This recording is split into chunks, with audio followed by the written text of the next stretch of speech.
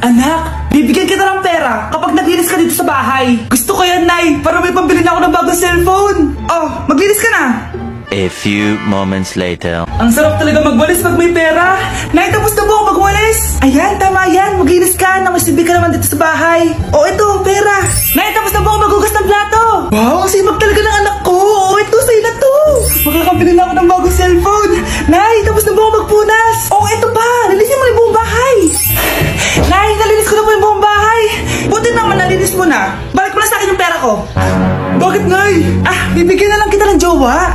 Sige po, Nay. Ito po. Oh, ito na jowa mo. Hi, babe. Ang ganda niya.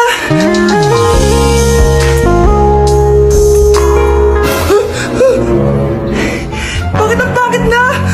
Nay, ayoko na nito. Pera na lang. Bawal na. Magpapakasal na kayo bukas. Dapat next week may apo na ako. Ilang anak